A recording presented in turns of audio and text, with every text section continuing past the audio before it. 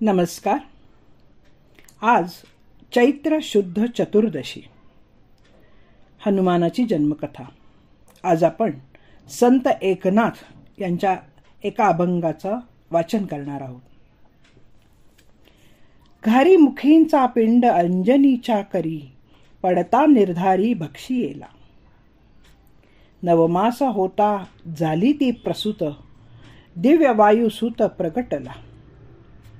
वानराचा वेश सुवर्ण कौपीन, दिसती शोभायमान कुंडलेती. तिथी पौर्णिमा चैत्रमास जाण, एका जनार्दनी रूपासी आला. संत एकनाथ. मनाचा वेग कमी वाटेल असा वेगवान, जितेंद्रिय, बुद्धिमानांमध्ये सर्वश्रेष्ठ वातात्मज असा वानर श्रेष्ठ श्रीरामांचा दूत श्री हनुमान रुद्राचा 11वा अवतार मानला जातो. हा केसरी या वानर श्रेष्ठाला त्याची पत्नी अंजनी देवीपासून वायूच्या कृपेने झालेला पुत्र. त्याच्या जन्माची कथा सांगितली जाते ती अशी. एक स्वर्गीची देवांगना ब्रह्मशापाने घार झाली. अयोध्येचा राजा दशरथ पुत्रप्राप्तीसाठी यज्ञ करीत होता. यज्ञ देवतेने पायस पात्र शृंगी ऋषीकडून दशरथाला दिले. त्याने वशिष्ठ ऋषींच्या सांगण्यावरून लगेच त्या पायसाचे 3 भाग केले. कैकेयी त्यावेळेला रुसली, त्यामुळे तिचा स्वतःचा भाग घारीने पळवला. इकडे ऋषमुख पर्वतावर वानरश्रेष्ठ केसरीची पत्नी अंजनी तप करीत होती. तिच्या तपात शिवाचे ध्यान चालू होते. शिव प्रसन्न झाले. त्याने वर मागायला सांगितला. तेव्हा अंजनी म्हणाली, शिवा, मला तुझ्यासारखा ज्ञानी, भक्त, पवित्र, उत्तम गुणी पुत्र हवा.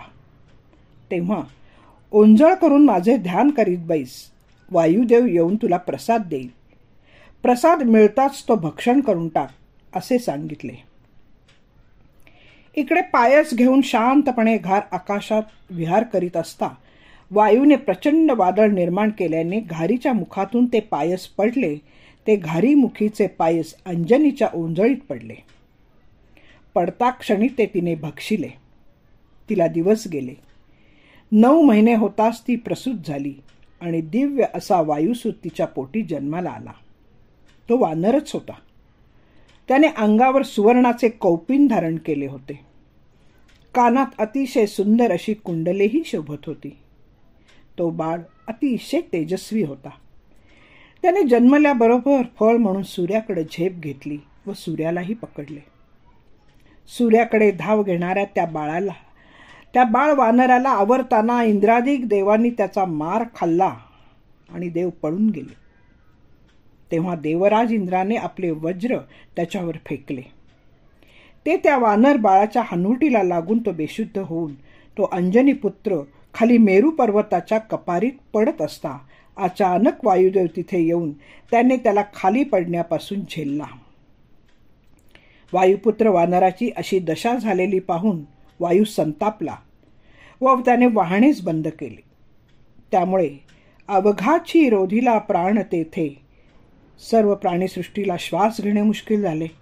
सर्वजण हादरले.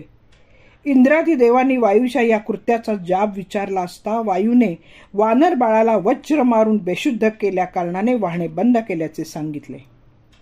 इंद्राने माफीही मागितली. तोपर्यंत सर्व देव तेथे जमले होते. इतक्या लहानपणी मारुतीचा हा प्रताप पाहून देव प्रसन्न झाले. सर्वांनी एक एक असे करून अनेक वर मारुतीला प्रदान केले. सर्व देवांनी मिळून ते बाळ आणून अंजनीच्या पदरात घातले. ज्यावेळी तो बाळ अंजनीजवळ दिला गेला ती वेळ प्रातःकाळची होती. जनार्दन स्वामींचे शिष्य एकनाथ म्हणतात, अशा तऱ्हेने चैत्र महिन्यातील पौर्णिमेला मारुतीचा अवतार झाला. तुकाराम महाराज म्हणतात, अवतार केला स्नेहाराया दुष्ट, करीती हे नष्ट परपीडा. नमस्कार. वाचक मी पल्लवी कुलकर्णी. नमस्कार.